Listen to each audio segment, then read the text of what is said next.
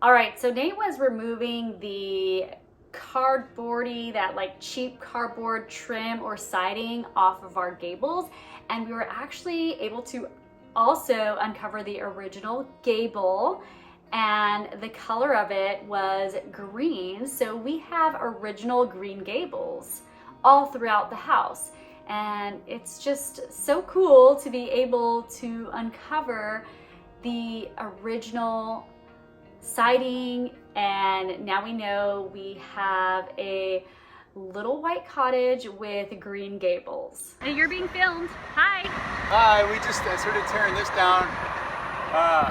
This is another part of that. Feel me? Oh, sorry. Started tearing this down. This is another part of that outer layer, but this is the trim part, and it's that cardboard.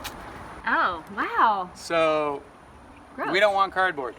Wow, So this is the original up here underneath it. that's so cool. And we still got that green trim that matches the front gable trim. Yeah.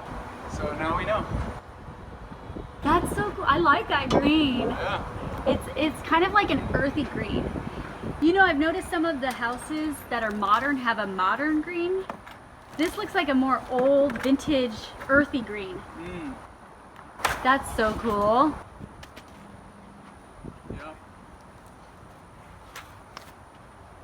Stuck. Right when I'm like, oh, I gotta film you, you can't get it off. I need to pry that out. Oh, wow. Gotta go higher on the ladder. Oh, Look man, at that now green the sun is coming trim. out. Oh, it was like the perfect time this morning for you to do this.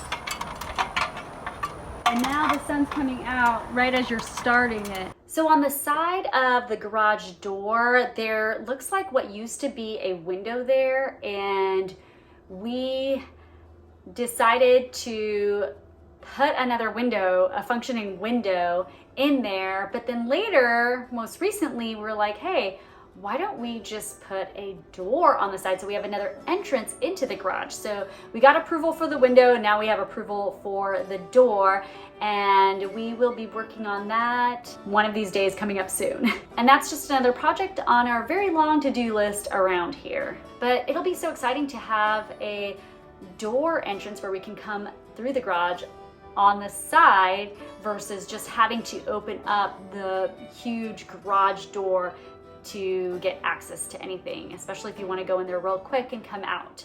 So really looking forward to that happening soon.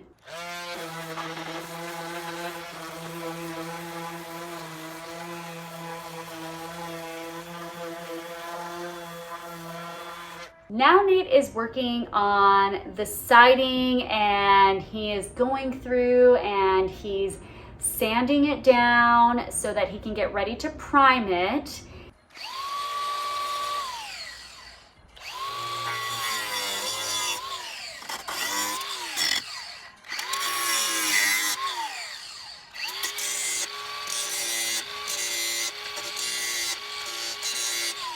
What he also did to prep the area was he removed a lot of the larger nails, but then the smaller ones, because it's just such a tedious task, he just hammered those small ones back in, just left them in the siding, but just removed all the big, large nails that were on the exterior of the house.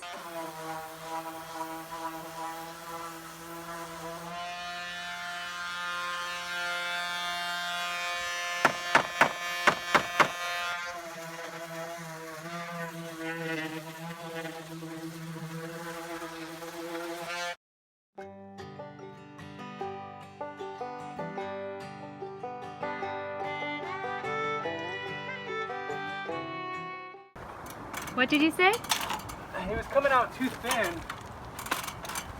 Why do you have that board? So it don't go on the roof? Yeah, to keep the wind from blowing it too far.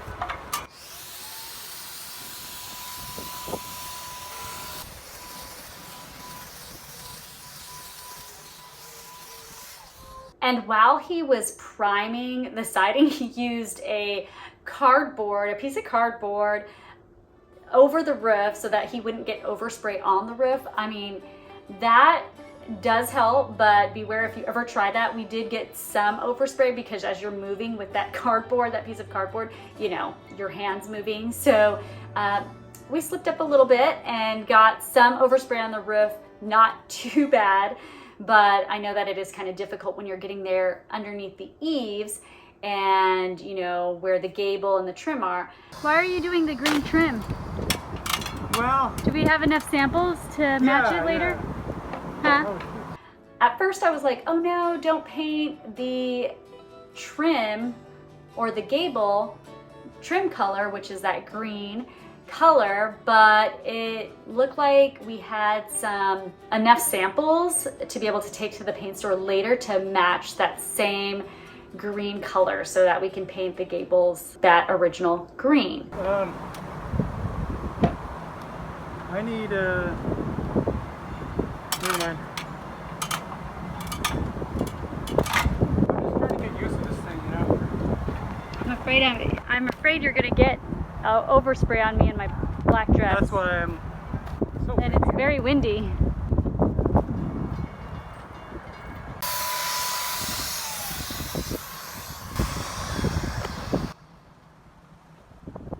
Oh, it's windy. So you're kind of spraying and then rolling? Yeah, I want to go. Trying to get the roller right a little bit.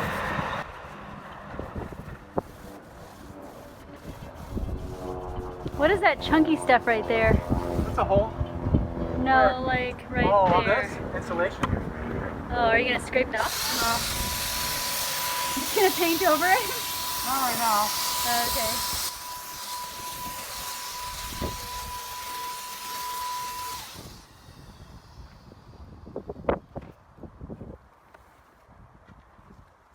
Soaking it right up. I'll tell you that right now. Ooh, I know, it goes fast.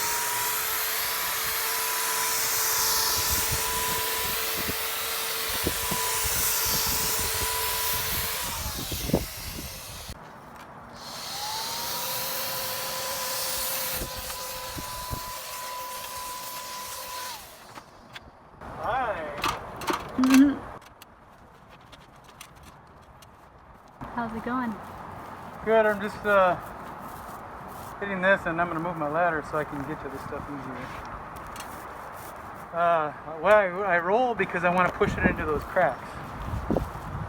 You know what I mean? Because when you spray it, it just sits on top of whatever. So while Nate was spraying the primer on the house, he was also going over it with a roller brush to make sure that it really got into all the cracks and the crevices. And we have that like lap, that Dutch lap siding. So really making sure it went into all of the crevices and just doing a very thorough job. We live in Texas. The sun is very hot here and we want to make sure the house is sealed very well.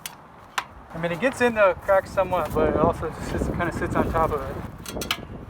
So that's why I roll. About to fall?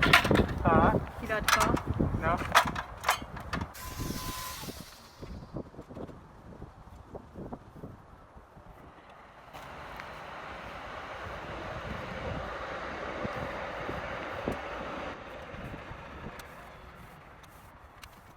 Push it in there real good. Good job. Those crap. Wow, you did this fast. Yeah, I got the sprayer. What happened to all the nails? You pounded them in, or what did you do? I took out all the bigger ones and I left in the smaller ones. Back to your painting days, how does it feel? Wonderful. Nostalgic? My arms are gonna fall off. Oh, you're gonna have sore arms. That's a good natural workout. Oh yeah. And if you didn't think hanging drywall was enough to give you an arm workout, try spraying and rolling all day long. Poor guy, he was getting quite an arm workout. I know that his arms had to be so sore working on that for such a long time.